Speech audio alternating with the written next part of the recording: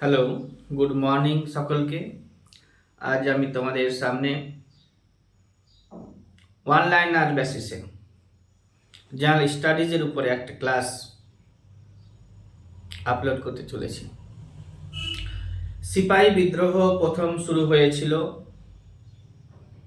ব্যারাকপুরে, আর সিপাহী বিদ্রোহের সূচনা ও প্রথম শহীদ হয়েছিলেন মঙ্গল পাণ্ডে।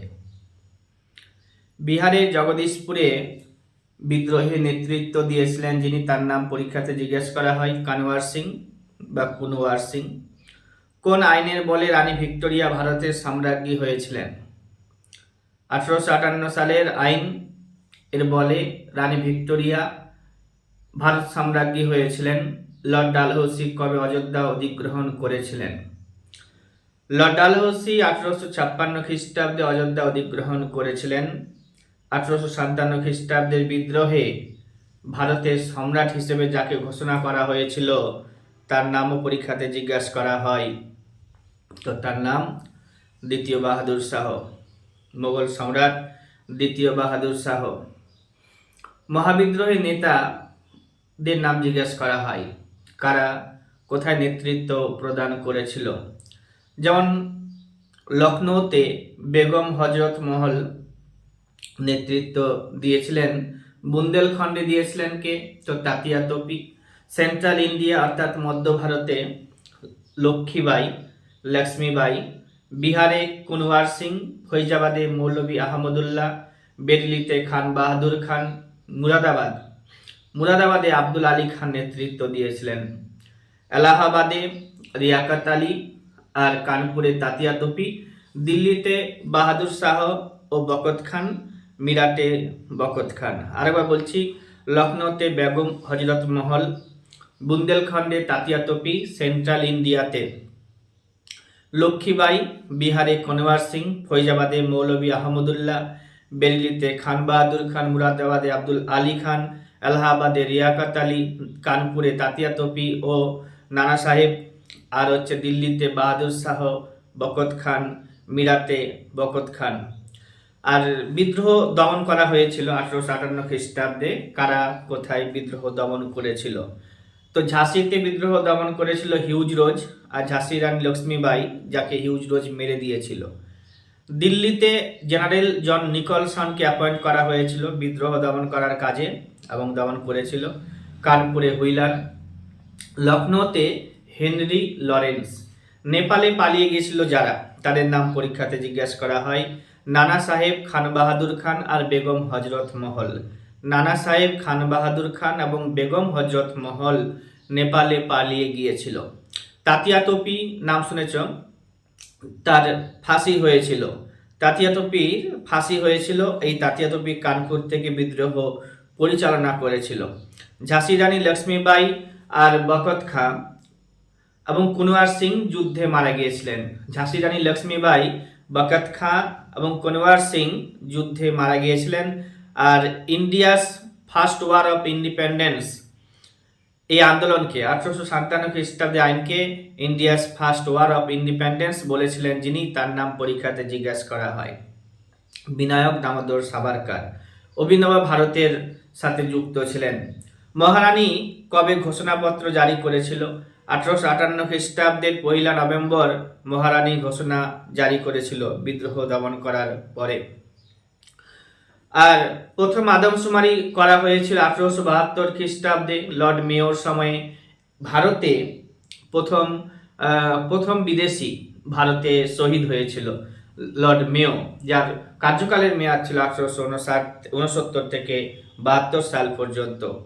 72 সালে আন্দামান জেল পরিদর্শনের কালে শের আলী বলে একজন ব্যক্তি মেয়কে মেরে দিয়েছিল। তার সময়ে প্রথম সেন্সাস চালু হয়েছিল 1872 খ্রিস্টাব্দে। কোথায় রায়তওয়ারি বন্দোবস্ত চালু হয়েছিল? তো মাদ্রাজে আর মুম্বাইতে রায়তওয়ারি বন্দোবস্ত চালু হয়েছিল।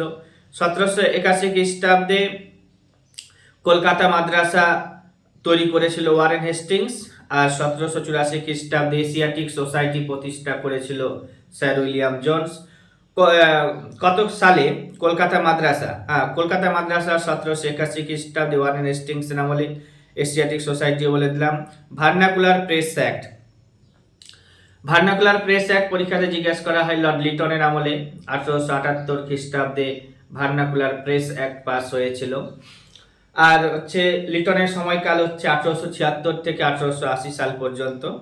আর সতী দাহ প্রথার বিরুদ্ধে আন্দোলন করেছিল রাজা রামমোহন রায়, পরীক্ষাতে আসে। আর কত খ্রিস্টাব্দে আত্মীয় সভা রাজা রামমোহন রায়ের প্রতিষ্ঠা করেছিল 1815 খ্রিস্টাব্দে।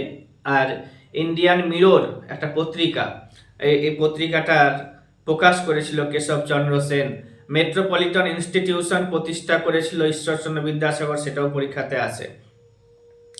আর কে কবে কোথায় প্রার্থনা সমাজ প্রতিষ্ঠা করেছিল? তো প্রার্থনা সমাজ 1867 খ্রিস্টাব্দে আত্মারাম পাণ্ডুরঙ্গ বোম্বাইতে প্রতিষ্ঠা করেছিল। শ্রীরামপুর ব্যাপটিস্ট মিশন কে প্রতিষ্ঠা করেছে? তো শ্রীরামপুর ব্যাপটিস্ট মিশন হচ্ছে উইলিয়াম কেরি। বারাণসীতে সংস্কৃত কলেজ কে প্রতিষ্ঠা করেছিল? সেটাও পরীক্ষাতে আসে 1791 খ্রিস্টাব্দে জোনাথন ডানকান। আর হচ্ছে আদি ব্রাহ্ম সমাজের প্রতিষ্ঠাতাকে, এটাও আসে পরীক্ষাতে, মহর্ষি দেবেন্দ্রনাথ ঠাকুর। আদি ব্রাহ্ম সমাজ কেশবচন্দ্র সেনের থেকে আলাদা হয়ে যাওয়ার পরে এটা করেছিল। হরিদ্বারে গুরুকুল আশ্রমকে প্রতিষ্ঠা করেছিল? হরিদ্বারে গুরুকুল আশ্রমকে প্রতিষ্ঠা করেছিল? তো স্বামী শ্রদ্ধানন্দের নাম পাবো এখানে। সত্যার্থ প্রকাশকে রচনা করেছিল? তো স্বামী দয়ানন্দ সরস্বতী নাম পাবো। মূলা শঙ্কর যার ছদ্মনাম, গো ব্যাক টু বেদাস, তারপরে হচ্ছে শুদ্ধি আন্দোলন ইত্যাদি করেছিল। মেয়েদের সম্পর্কে আরো বলবো। লাহোরে দয়ানন্দ বৈদিক কলেজকে প্রতিষ্ঠা করেছিল? তো লাহোরে দয়ানন্দ বৈদিক কলেজ প্রতিষ্ঠা করেছিল। লালা হংসরাজ থিওসফিক্যাল সোসাইটিকে প্রতিষ্ঠা করেছিল মাদাম ব্লাভাটস্কি, কর্নেল অলকট 1875 খ্রিস্টাব্দে। বাংলা ভাষায় প্রকাশিত প্রথম মাসিক পত্রিকা, বাংলা ভাষায় প্রকাশিত প্রথম মাসিক পত্রিকার নাম পরীক্ষাতে জিজ্ঞাসা করা হয়, তো দিগদর্শন নাম আছে তার। আর ভারতের প্রথম পত্রিকা তো জেমস অগাস্টাস সিকির, বেঙ্গল গেজেট 1780 খ্রিস্টাব্দে ঢাকা থেকে প্রকাশিত হয়েছিল। আর ইনফিল্টারেশন থিওরি বা চুইয়ে পড়ার নীতির জনককে? ইনফিল্টারেশন থিওরি বা চুইয়ে পড়ার নীতির জনককে তো আমরা জানি সবাই, মেকলে, টমাস বেবিংটন মেকলেকে বলা হয়। দক্ষিণ ভারতের বিদ্যাসাগর কাকে বলা হয়? পরীক্ষাতে আসতে দেখা গেছে। বীর সালিঙ্গমকে দক্ষিণ ভারতের বিদ্যাসাগর বলা হয়। একাডেমিক অ্যাসোসিয়েশনের নাম আসে পরীক্ষাতে, তরুণ তুর্কি। Henry Louis Vivian Derozio Asiatic society প্রতিষ্ঠা করেছিলেন। আর গো ব্যাক টু বেদাস একটু আগে বললাম, স্বামী দয়ানন্দ সরস্বতী। আর হিন্দু সমাজে শুদ্ধি আন্দোলন তৈরি করেছিল স্বামী দয়ানন্দ সরস্বতী। আধুনিক ভারতের জনক বলা হয় কাকে? রাজা রামমোহন রায়কে। আর্য সমাজের প্রতিষ্ঠা করেছিল কে? পরীক্ষাতে আসে স্বামী দয়ানন্দ সরস্বতী। পুনা সার্বজনিক সভা কে করেছিল? পুনা সার্বজনিক সভা পরীক্ষাতে আসে মহাদেব গোবিন্দ রানাডে। মাদ্রাজে থিওসফিক্যাল সোসাইটির প্রতিষ্ঠা কে করেছিল? তো অ্যানি বেসান্তের নাম পাবো, যিনি জাতীয় কংগ্রেসে 1914 খ্রিস্টাব্দে যোগদান করেছিলেন। আর 1917 খ্রিস্টাব্দে প্রথম মহিলা chairman of Indian National Congress হয়েছিলেন। সার্ভেন্টস অফ ইন্ডিয়া সোসাইটির নাম পরীক্ষাতে আসে গোপাল কৃষ্ণ গোখলে। সত্যশোধক সমাজ প্রতিষ্ঠা করেছিল আচার্য জ্যোতিবা ফুলে। পার্থেনন নামে একটি সংগঠনের পার্থেনন কোন সংগঠনের মুখপত্র ছিল? তো ইয়ং বেঙ্গল সংগঠনের মুখপত্র ছিল। কি নাম? পার্থেনন।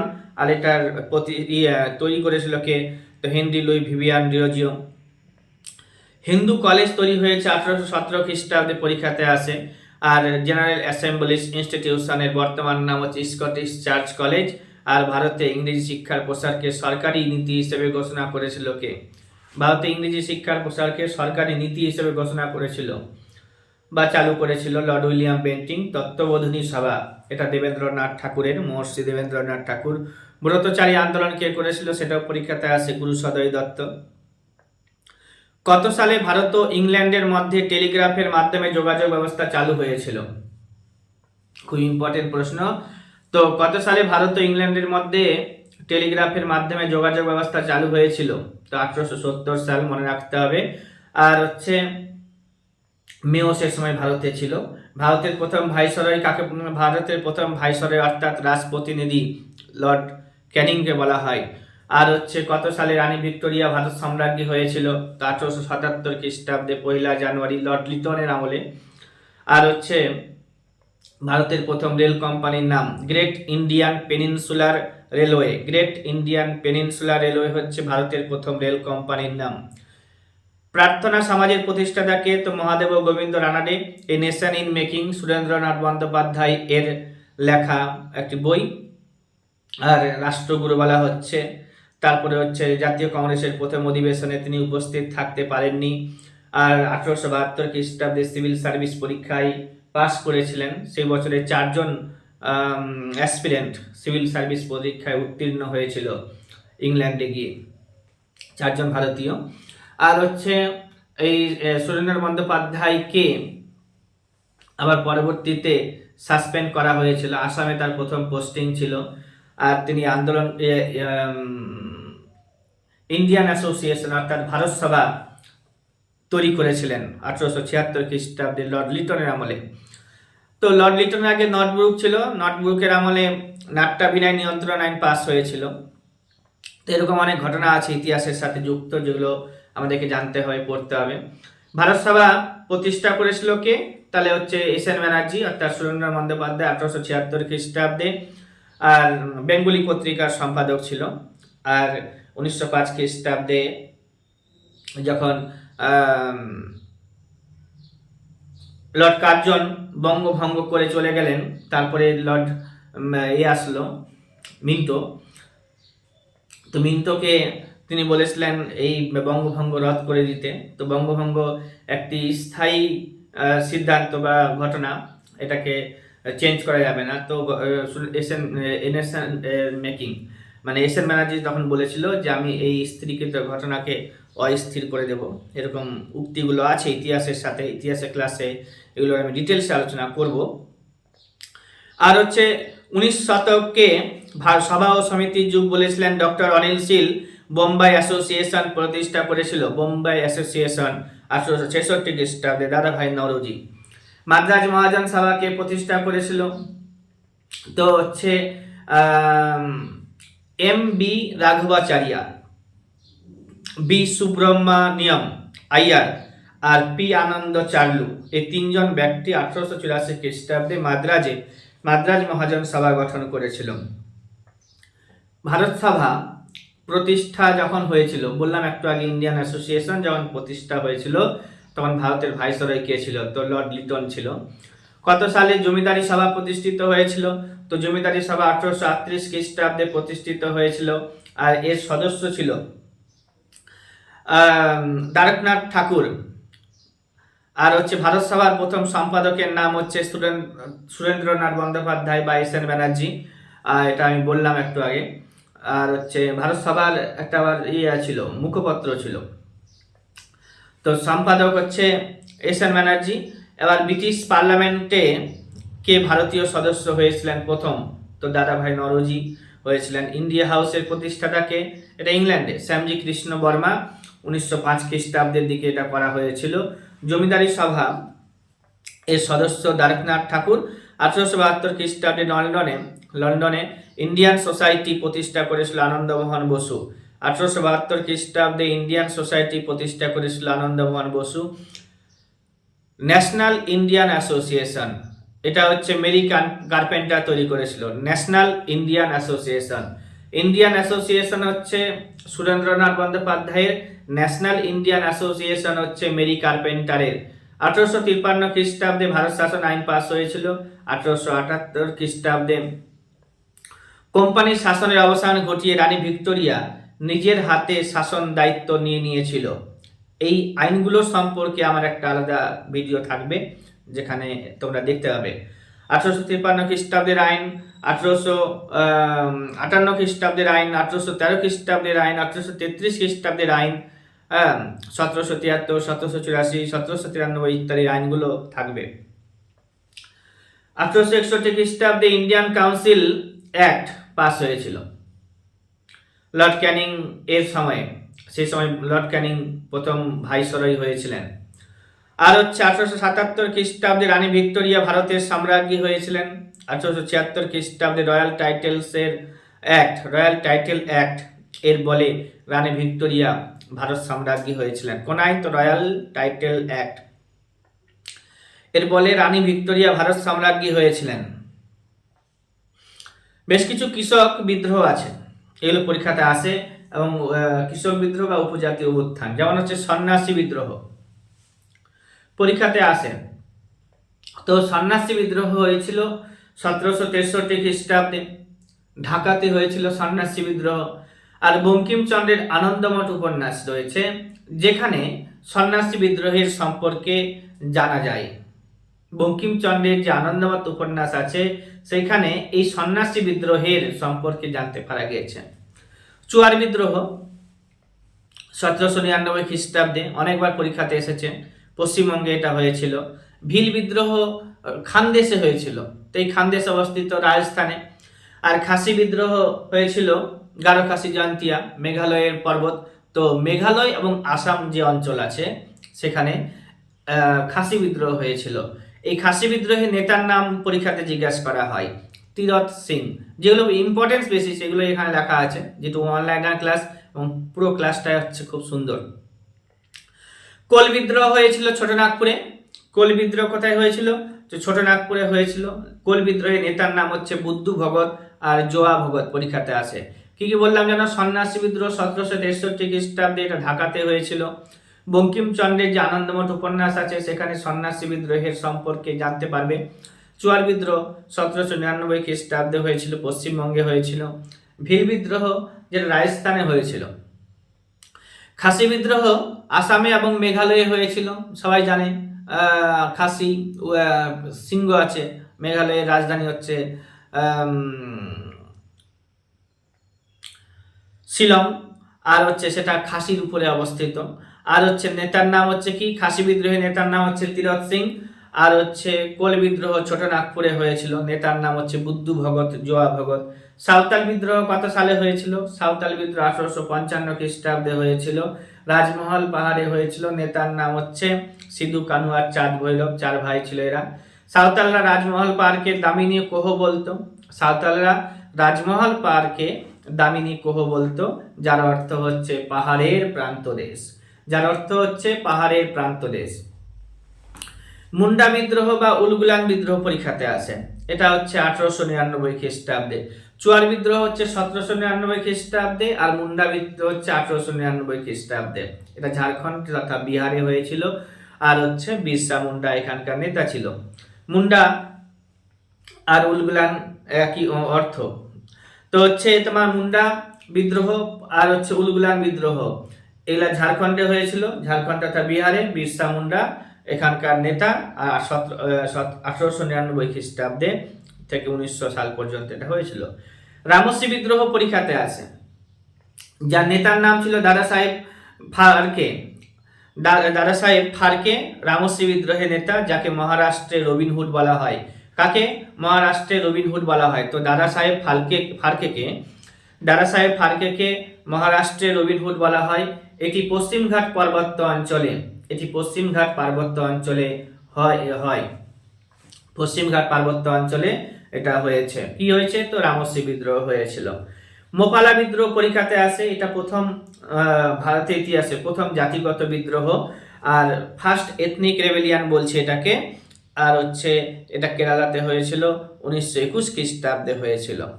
পাবনা বিদ্রোহ হয়েছিল, তো পাবনা বাংলাদেশে অবস্থিত। আর একটা আছে বিজলিয়া বিদ্রোহ সীতারাম দাস এর নেতা। বিজলিয়া বিদ্রোহের নেতার নাম জিজ্ঞাসা করবে, তো নাম হচ্ছে সীতারাম দাস। এই বিজলিয়া বিদ্রোহ কোথায় হয়েছিল? এটা রাজস্থানে হয়েছিল। বিজলিয়া বিদ্রোহ কোথায় হয়েছিল? তো রাজস্থানে হয়েছিল। ফরাজি বিদ্রোহ নেতার নাম হচ্ছে হাজি শরীয়তুল্লাহ। ফরাজি বিদ্রোহের নেতার নাম, প্রত্যেকটা পরীক্ষাতে ফরাজি বিদ্রোহ আছে। তো ফরাজি বিদ্রোহের নেতার নাম কি? হাজি শরীয়তুল্লাহ। ফরিদপুর জেলার মাদারীপুরে এটা হয়েছিল। ফরাজি বিদ্রোহটা হচ্ছে ফরিদপুর জেলার মাদারীপুরে হয়েছিল। শরীয়তুল্লাহ ইংরেজ অধিকৃত ইংরেজদের অধিকৃত ভারতবর্ষকে দারুল হার্ব বলতো, অর্থাৎ শত্রুর দেশ বলে অভিহিত করত, এবং ঘোষণা করেছিল যে এই দেশ ধর্মপ্রাণ মুসলমানদের দেশ, বা মানে যেহেতু এটা দারুল হার্ব, সেই জন্য এটা হচ্ছে কি ধর্মপ্রাণ মুসলমান যারা আছে তাদের বসবাসের অযোগ্য।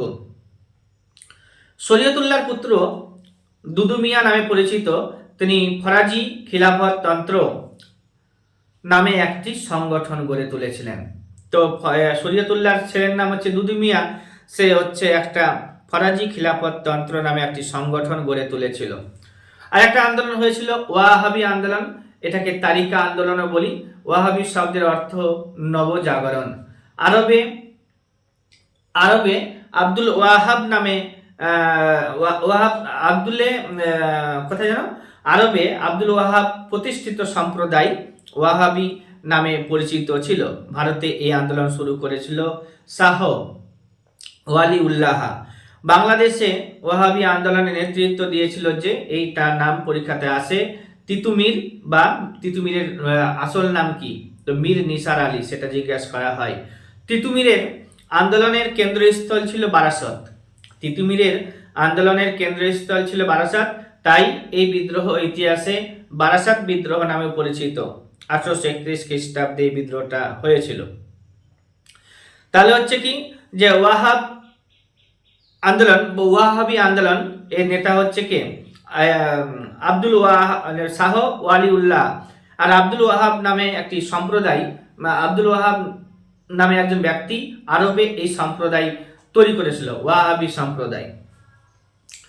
বাংলাদেশে ওয়াহাবি আন্দোলনে নেতৃত্ব দিয়েছিল কে, তো মীর নিসার আলী, যাকে তিতুমির নামে আমরা জানি। তিতুমিরের আন্দোলনের কেন্দ্রস্থল ছিল বারাসাত, তাই এই বিদ্রোহকে ইতিহাসে বারাসাত বিদ্রোহ নামেও অভিহিত করা হয়। তারপরে একটা আন্দোলন হয়েছিল, মহাবিদ্রোহটা বললাম একটু আগে 1857 খ্রিস্টাব্দে। যেগুলো ইম্পর্টেন্ট ছিল সেগুলোই বললাম, আর ডিটেলস ভিডিও থাকবে আমাদের ইতিহাসের ক্লাসে। নীল বিদ্রোহ হয়েছিল পরীক্ষাতে 1859 খ্রিস্টাব্দ থেকে 60 সাল পর্যন্ত। নীল চাষকে কেন্দ্র করে বা নীল চাষ শুরু হয়েছিল ভারতে। নীল চাষকে কেন্দ্র করে নীল বিদ্রোহ, নীল চাষ শুরু হয়েছিল ভারতে কত, 1777 খ্রিস্টাব্দে। এই লাইনটা লাগবে। লুই বোনার নামে একজন ব্যক্তি বাংলাদেশে নীল চাষ করেছিলেন। লুই বোনার নামে একজন ফরাসি বণিক, লুই বোনার নামে একজন ফরাসি বণিক বাংলাদেশে 1777 খ্রিস্টাব্দে নীল চাষ করেছিল। আর বাংলায় নীল বিদ্রোহ শুরু হয়েছিল 1859 খ্রিস্টাব্দে, যা শেষ হয়েছিল 1860 খ্রিস্টাব্দে, 1860। নীল বিদ্রোহের নেতার নাম হচ্ছে বিষ্ণুচরণ বিশ্বাস এবং দিগম্বর বিশ্বাস। এরা দুই ভাই, নদিয়া জেলার চৌগাছা থেকে এরা নেতৃত্ব দিয়েছিল। নদিয়া জেলার চৌগাছা থেকে এরা নেতৃত্ব দিয়েছিল। জমিদার বাংলার নানা সাহেব, জমিদার একজন বাংলার নানা সাহেব যাকে বলছি, তার নাম হচ্ছে রাম রতন মল্লিক রায়। রাম রতন মল্লিক রায় নড়াইল থেকে নেতৃত্ব দিয়েছিল। মালদা থেকে একজন ব্যক্তি ছিল রফিক মন্ডল, সে নীল বিদ্রোহে নেতৃত্ব দিয়েছিল।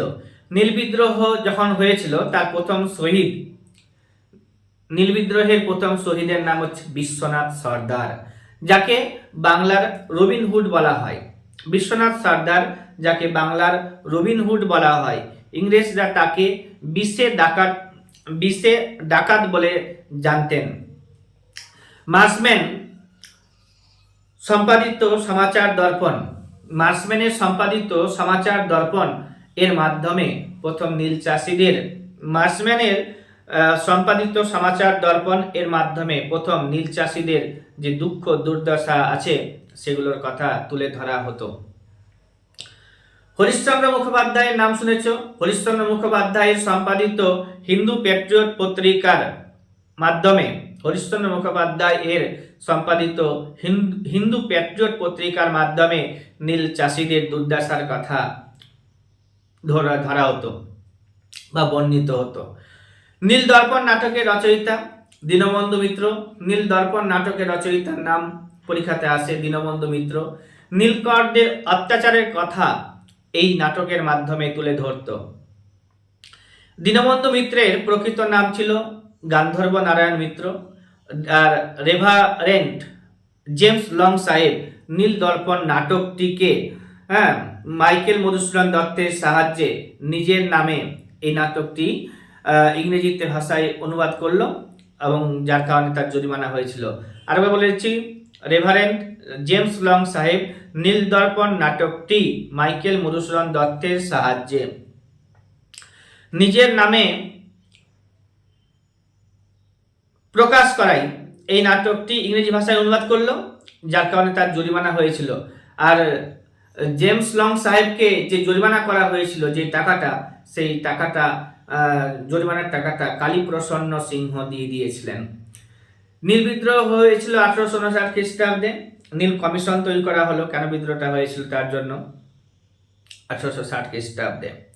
নীল বিদ্রোহে যুক্ত যে পত্রিকাগুলোর নাম প্রথমে পেলাম আমরা, সমাচার দর্পণ পত্রিকা, তারপরে হচ্ছে সমাচার চন্দ্রিকা, তারপরে হচ্ছে তত্ত্ববোধিনী পত্রিকা, আর একটা হচ্ছে হিন্দু প্যাট্রিয়ট পত্রিকা। এগুলো হচ্ছে নীল বিদ্রোহের সম্পর্কের পত্রিকা বা নীল বিদ্রোহের সাথে যুক্ত পত্রিকা। নীল বিদ্রোহ সম্পর্কে এই সমস্ত পত্রিকাগুলোতে বিভিন্ন লেখালেখি প্রকাশিত হতো। দাক্ষিণাত্য বিদ্রোহ পরীক্ষাতে আসে। 1875 খ্রিস্টাব্দে এই বিদ্রোহ হয়েছিল পুনা জেলাতে, আর নেতৃত্ব দিয়েছিলেন বাবা সাহেব দেশমুখ। এটি মূলত কৃষক বিদ্রোহ ছিল। প্রথমে কৃষকরা নিজেরাই এই আন্দোলন শুরু করলেও পরবর্তীকালে পুনা সার্বজনিক সভা বিচারপতি মহাদেব গোবিন্দ রানাডে এই নেতৃত্বে পুনা সার্বজনিক সভা প্রতিষ্ঠিত হয়েছিল, এই আন্দোলনকে সমর্থন করেছিল। মানে দাক্ষিণাত্য বিদ্রোহ যে শুরু হয়েছিল, সেটাকে সমর্থন করেছিল পুনা সার্বজনিক সভা তথা মহাদেব গোবিন্দ রানাডের নেতৃত্বে প্রতিষ্ঠিত একটি সংস্থা। 1875 খ্রিস্টাব্দে পুনা জেলাতে দাক্ষিণাত্য বিদ্রোহ হয়েছিল। নেতৃত্ব দিয়েছিলেন যিনি, তার নাম হচ্ছে বাবা সাহেব দেশমুখ। এটি মূলত হচ্ছে কৃষক বিদ্রোহ। 1876 খ্রিস্টাব্দে এই দাক্ষিণাত্য বিদ্রোহের জন্য একটা কমিশন তৈরি করা হয়েছিল, আর দাক্ষিণাত্য কৃষি সাহায্য আইন পাস হয়েছিল 1879 খ্রিস্টাব্দে 1879-এ। তার নাম হচ্ছে ডেকান এগ্রিকালচারিস্ট রিলিফ অ্যাক্ট। তারপরে একটু পূর্বতে ভাগা আন্দোলন 1946 খ্রিস্টাব্দ থেকে 47 সাল পর্যন্ত চলেছিল।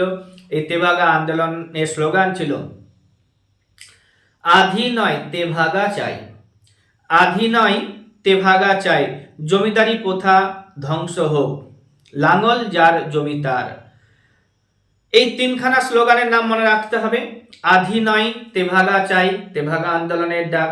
জমিদারি প্রথা ধ্বংস হোক, তেভাগা আন্দোলনের স্লোগান। লাঙ্গল যার জমিদার, এটাও তেভাগা আন্দোলনের স্লোগান। তেভাগা আন্দোলন কত সালে হয়েছিল? তো 1946 খ্রিস্টাব্দে হয়েছিল। আর জমিদার ও মহাজনদের বিরুদ্ধে এই আন্দোলন, এটা দিনাজপুরে হয়েছিল, বাংলাদেশে দিনাজপুরে হয়েছিল, যার নেতৃত্ব প্রদান করেছিল যারা, তো কমিউনিস্ট নেতারা। তেভাগা আন্দোলন 1945 থেকে 1951, তেলেঙ্গানা বিদ্রোহ একটা হয়েছিল, তো তেলেঙ্গানা বিদ্রোহ কমিউনিস্টরা করেছিল। এটা 1945 থেকে 1951 সাল পর্যন্ত হয়েছিল। আর একটু বলতে হবে যে সন্ন্যাসী বিদ্রোহ আরো বেশ কিছু বিদ্রোহ আছে, যাদের বিদ্রোহগুলির নাম, স্থান, সময়কাল এবং নেতৃবৃন্দদের নাম পরীক্ষাতে জিজ্ঞাসা করা হয়। যেমন হচ্ছে সন্ন্যাসী বিদ্রোহ, এটা বাংলা বিহারে হয়েছিল 1763 খ্রিস্টাব্দে। এটা আমি একটু আলোচনা করলাম। 1763 সাল থেকে 1800 সাল পর্যন্ত চলেছিল। এই সন্ন্যাসী বিদ্রোহের নেতৃত্ব প্রদান করেছিল যারা, তাদের নাম পরীক্ষাতে অনেক সময় জিজ্ঞাসা করা হয়। নাম মজনু শাহ ও চিরাগ আলী শাহ। চুয়ার বিদ্রোহ মেদিনীপুর জেলাতে হয়েছিল 1768 খ্রিস্টাব্দ থেকে 1800 সাল পর্যন্ত। জগন্নাথ সিং চুয়ার বিদ্রোহের নেতা ছিল, আর ধলভূমের রাজা জগন্নাথ সিং ছিল সে ধলভূমের রাজা মেদিনীপুরের, তা সেই চুয়ার বিদ্রোহ করেছিল 1768 খ্রিস্টাব্দ থেকে 1800 সাল পর্যন্ত। রংপুর বিদ্রোহ রংপুর পরগনা তথা বাংলাদেশে হয়েছিল 1783 খ্রিস্টাব্দে। নুরুল উদ্দিন রংপুর বিদ্রোহের নেতার নাম ছিল নুরুল উদ্দিন। পলিগার বিদ্রোহ কোথায় হয়েছিল জাস্ট জিজ্ঞাসা করা হয়। তো পলিগার বিদ্রোহ হচ্ছে দক্ষিণ ভারতে হয়েছিল 1783 খ্রিস্টাব্দে, বা এটাকে খুর্ধা বিদ্রোহ বলছে। পাইক বিদ্রোহ উড়িষ্যাতে হয়েছিল 1817 খ্রিস্টাব্দে। এই বিদ্রোহে নেতৃত্ব দিয়েছিলেন যিনি, তার নাম হচ্ছে বিদ্যাধর মহাপাত্র। ফরাজি আন্দোলন একটু আগে পড়লাম, বাংলাতে 1820 খ্রিস্টাব্দে। পাগলপন্থী বিদ্রোহ 1824 খ্রিস্টাব্দে পূর্ববঙ্গের অর্থাৎ বাংলাদেশের ময়মনসিংহের শেরপুর পরগনাতে এই বিদ্রোহ হয়েছিল। ফকির করম শাহের পুত্র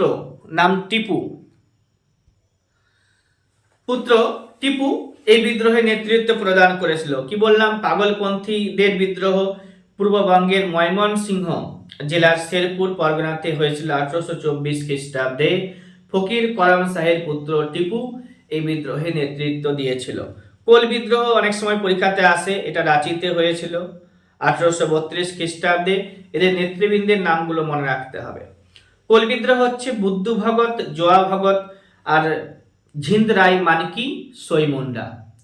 বুদ্ধ ভগত, জোয়া ভগত, ঝিন্দ রায় মানকি আর হচ্ছে সইমুন্ডা, এই চারজন ব্যক্তির নাম মনে রাখতে হবে যারা কোল বিদ্রোহের সাথে যুক্ত। রাঁচিতে হয়েছিল 1832 খ্রিস্টাব্দে। কুকা বিদ্রোহ পরীক্ষাতে আসে 1872 খ্রিস্টাব্দে, এটা পাঞ্জাবে। গুরু রাম সিং এখানে নেতৃত্ব দিয়েছিল। আর জানতে হবে কি সন্দীপ বিদ্রোহ, সন্দীপে হয়েছিল 1769 খ্রিস্টাব্দে। আবু তোরাব হচ্ছে সন্দীপ বিদ্রোহের নেতৃত্ব। আর হচ্ছে পাবনা বিদ্রোহ বাংলাদেশের পাবনাতে হয়েছিল 1872 খ্রিস্টাব্দ থেকে 1875 সাল পর্যন্ত এটা চলেছিল। কেশবচন্দ্র রায় ও শম্ভুনাথ পাল পাবনা বিদ্রোহ করেছিলেন। দাক্ষিণাত্য কৃষক বিদ্রোহ, এটা মহারাষ্ট্রের পুনাতে হয়েছিল 1875 খ্রিস্টাব্দে। একটু আগে আলোচনা করলাম এই বিদ্রোহ সম্পর্কে। আর আছে রম্পা বিদ্রোহ, দাক্ষিণাত্য কৃষক আন্দোলন, ওটা কিন্তু কৃষক আন্দোলন পরীক্ষাতে জিজ্ঞাসা করা হয়। আর রম্পা বিদ্রোহের নেতৃত্বের নাম জিজ্ঞাসা করা হয় আল্লুরি সীতারাম রাজু হচ্ছে রম্পা বিদ্রোহের নেতৃত্ব। আল্লুরি সীতারাম রাজু হচ্ছে রম্পা বিদ্রোহের নেতৃত্ব। এখন আমি মুঘল আমলের বেশ কিছু বুকস এবং তাদের অথর এর নাম উল্লেখ করব, যেগুলো পরীক্ষাতে বারবার জিজ্ঞাসা করা হয়। যেমন হচ্ছে হুমায়ুন নামা, এটা ফার্সি ভাষায় রচনা করা। বাবরের কন্যা গুলবদন বেগম বা হুমায়ুনের বোন গুলবদন বেগম এটা রচনা করেছিল। পরীক্ষাতে আরো আছে আইনি আকবরী, এটা আবুল ফজল। আইনি আকবরী কার? আবুল ফজলের। আকবর নামাকার? আবুল ফজলের লেখা। তাবাকাতি আকবরী নিজামুদ্দিন আহম্মদের লেখা। তাবাকাতি আকবরী নিজামুদ্দিন আহম্মদের লেখা। আর তারিখি শের শাহী আব্বাস খান শেরওয়ানির লেখা। রামচরিত মানস তুলসী দাস এর লেখা। তুজুকি জাহাঙ্গীরি ফার্সি ভাষায় লেখা, এটা জাহাঙ্গীরের রচনা। রামচরিত মানস কোন ভাষায় লেখা? এটা আসে পরীক্ষাতে হিন্দি ভাষায় লেখা। মাসিরি জাহাঙ্গীরি বলে একটা বই পাবে, যেটা কামগর খান এর লেখা। আর শাহজাহান নামা এনায়েত খান এর লেখা। রাকাতে আলমগীরি ঔরঙ্গজেব এর লেখা। আলমগীর নামা মির্জা মোহাম্মদ কাজিম এর লেখা। পাদশাহ নামা আব্দুল হামিদ লাহোরির লেখা। ফুতুয়াতি আলমগীরি ঈশ্বর দাস নাগরের লেখা, এটা ফার্সি ভাষায় লেখা। ফুতুয়াতি আলমগীরি ফার্সি ভাষায় লেখা, ঈশ্বর দাস নাগরের লেখা। মুন্তাখাব উল্লুবাব কাফি খান এর লেখা। তারিখি ফেরিস্তা মোহাম্মদ কাসিম ফেরিস্তার লেখা। বাবরনামা, এটা আত্মজীবনীমূলক বই, বাবরের লেখা। তাহলে কি বললাম? হুমায়ুন নামা গুলবদন বেগমের লেখা। তারিখি আইনি আকবরী আবুল ফজলের লেখা। আকবর নামা আবুল ফজলের লেখা। তাবাকাতি আকবরী নিজামুদ্দিন আহমেদের লেখা। তারিখি শের শাহী আব্বাস খান শেরওয়ানির লেখা। রামচরিত মানস তুলসী দাস এর লেখা। তারপরে তুজুকি জাহাঙ্গীরি ফার্সি ভাষায় লেখা, জাহাঙ্গীরের লেখা। এবার হচ্ছে মাসিরি জাহাঙ্গীরি, এটা আত্মজীবনী। আর হচ্ছে মাসিরি জাহাঙ্গীরি কামগর খানের লেখা, শাহজাহান নামা এনায়েত খান এর লেখা, রাকাতে আলমগীরি ঔরঙ্গজেব এর লেখা, আলমগীর নামা মির্জা মোহাম্মদ কাজিম এর লেখা, পাতশাহ নামা আব্দুল হামিদ লাহোরির লেখা, ফুতুয়াতি আলমগীরি ফার্সি ভাষায় লেখা, ঈশ্বর দাস নাগরের লেখা, মুন্তাখাব উল্লবাব কাফি খান এর লেখা, তারিকি ফেরিস্তা মোহাম্মদ বিন কাসিম ফেরিস্তার লেখা বা ফেরিস্তার লেখা, বাবর নামা বাবরের লেখা। আমরা ভারতের ইতিহাস পড়তে গিয়ে দেখেছি 10 জন শিখ গুরু যাদের গুরুত্বপূর্ণ রোল পেয়েছি, সেগুলো আমরা একটু আলোচনা করছি। এই 10 জন শিখ গুরুর পরিচয় আমি তোমাদের সামনে উপস্থাপন করছি। প্রথম যে শিখ গুরু ছিল তার নাম কি, পরীক্ষাতে আসে। তো প্রথম শিখ গুরুর নাম ছিল গুরু নানক। তিনি 1669 খ্রিস্টাব্দে 1469 খ্রিস্টাব্দে জন্মগ্রহণ করেছিলেন। এখানে একটু মিস্টেক হয়েছে।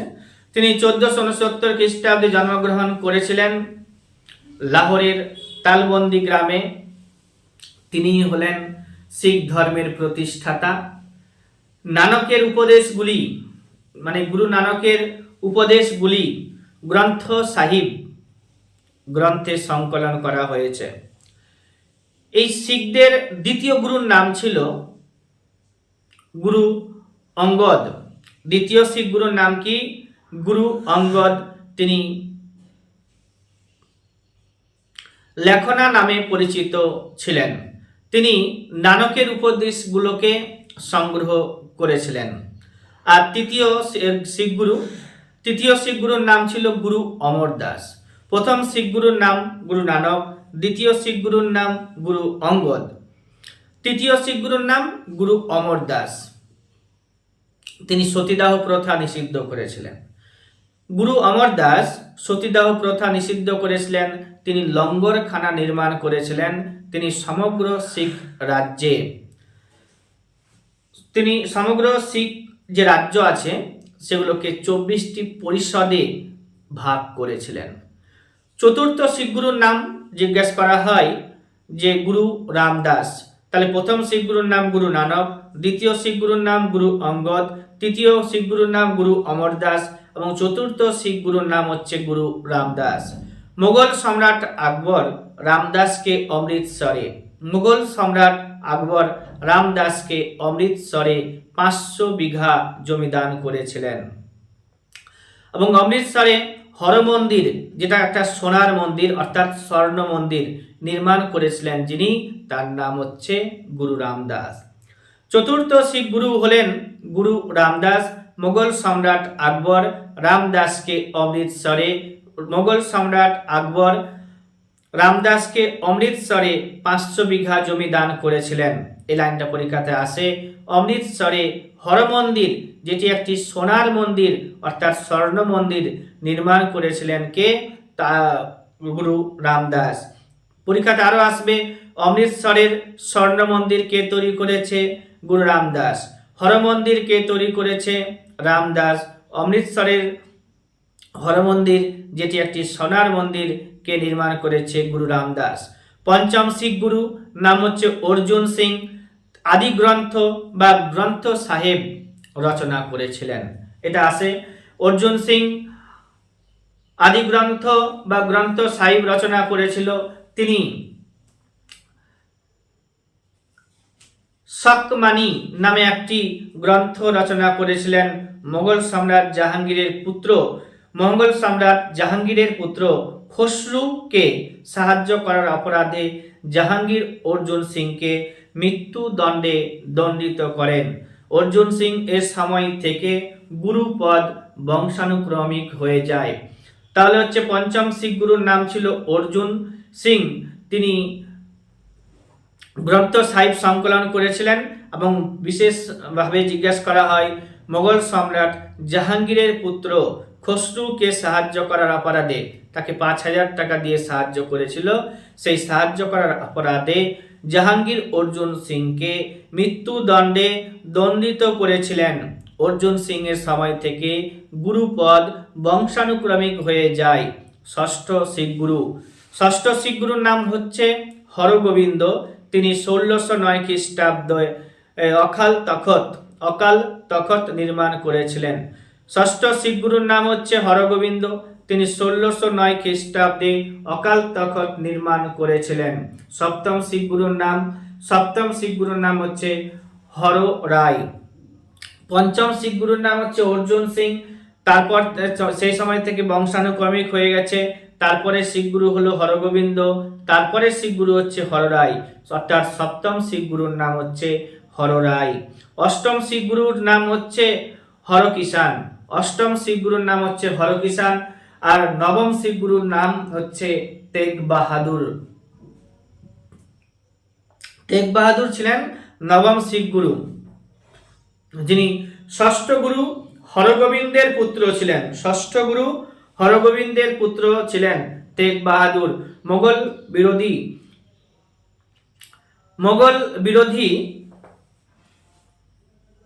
পণ্ডিতদের পক্ষ নামায় ঔরঙ্গজেব তেগ বাহাদুরকে মৃত্যুদণ্ড দিয়েছিল। এই সময় শিখদের পবিত্র গ্রন্থ সাহিবটা সম্পূর্ণরূপে রচনা করা হয়েছিল। দশম শিখ গুরু হচ্ছে গুরু হরগোবিন্দ। দশম শিখ গুরুর নাম হচ্ছে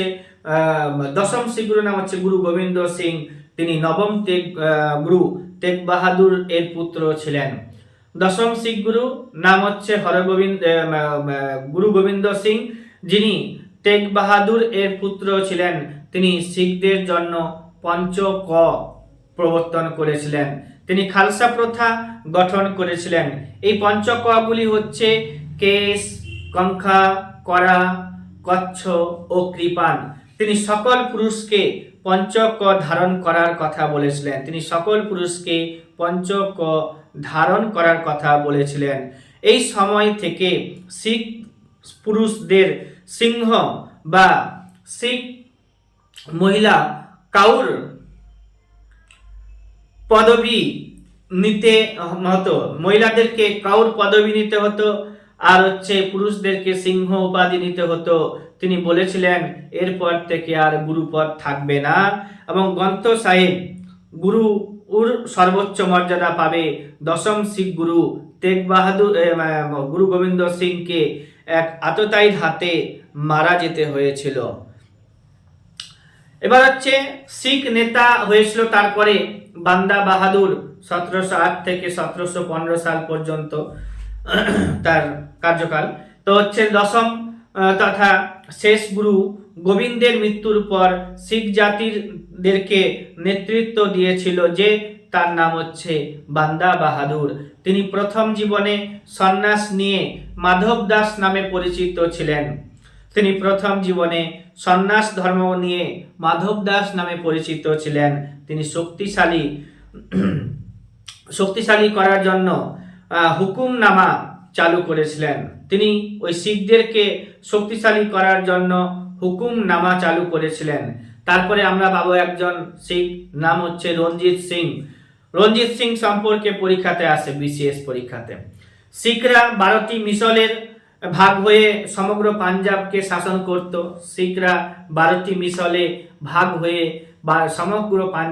শাসন করত।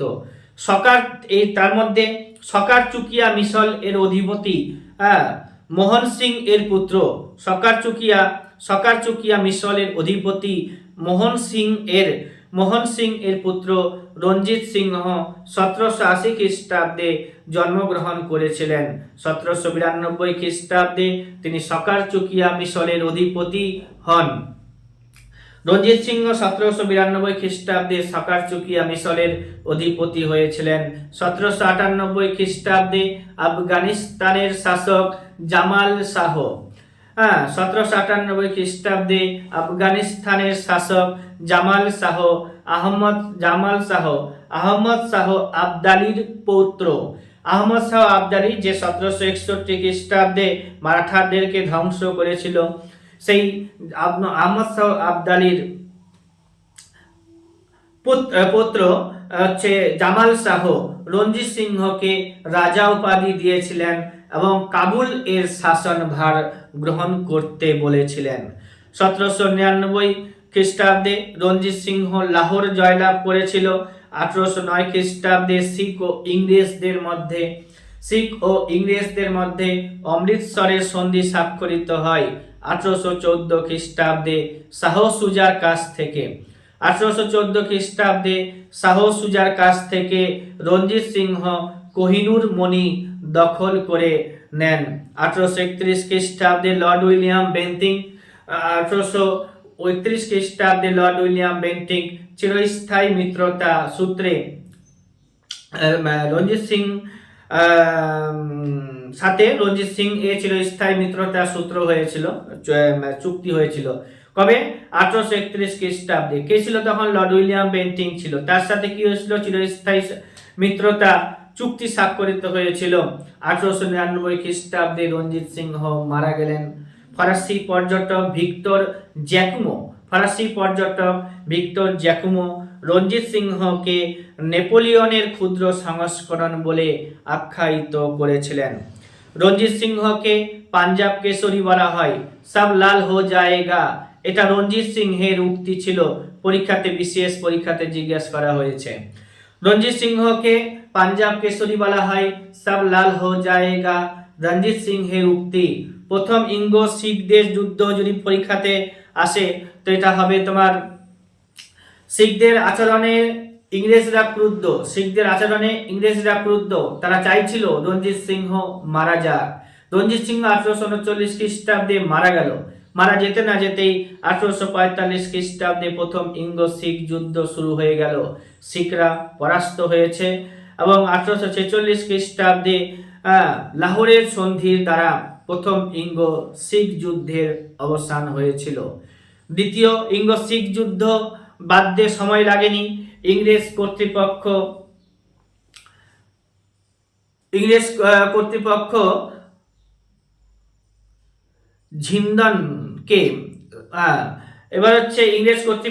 ঝিন্দনকে বন্দী করলে দ্বিতীয় ইঙ্গো শিখ যুদ্ধের শুরু হয়। এই শিখ মিশলগুলো ঐক্যবদ্ধ হয়ে চিলিয়ান ওয়ালার যুদ্ধ 1847 খ্রিস্টাব্দে ইংরেজদেরকে পরাজিত করেছিল এবং 1849 খ্রিস্টাব্দে ফেব্রুয়ারি মাসে গুজরাটের যুদ্ধে শিখদের পরাজিত করা হয়। 1849 খ্রিস্টাব্দে ফেব্রুয়ারি মাসে গুজরাটের যুদ্ধে শিখদেরকে পরাজিত করা হয়। মনে রাখতে হবে চিলিয়ানওয়ালার যুদ্ধ 1848 খ্রিস্টাব্দে হয়েছিল। এই চিলিয়ানওয়ালার যুদ্ধে কিন্তু ইংরেজদের পরাজয় হয়েছিল এবং মার্চ মাসে লর্ড ডালহৌসি একটি ঘোষণাপত্র জারি করেছিল। সেই সময় তো লর্ড ডালহৌসির সময়কাল। লর্ড ডালহৌসি একটি ঘোষণাপত্র জারি করে পাঞ্জাবকে ব্রিটিশ সাম্রাজ্যের অন্তর্ভুক্ত করে নেওয়া হলো। 1849 খ্রিস্টাব্দের মার্চ মাসের দিকে লর্ড ডালহৌসি একটা ঘোষণাপত্রের মারফত পাঞ্জাবকে ব্রিটিশ সাম্রাজ্যের অন্তর্ভুক্ত করে নিয়েছিল। তাই লর্ড ডালহৌসিকে আমরা নগ্ন সাম্রাজ্যবাদী শাসক বলি। তবে এর সময়ে বেশ কিছু ভালো ভালো কাজ হয়েছিল যেগুলো আমরা লর্ড ডালহৌসি সম্পর্কে পড়ার সময় আলোচনা করব।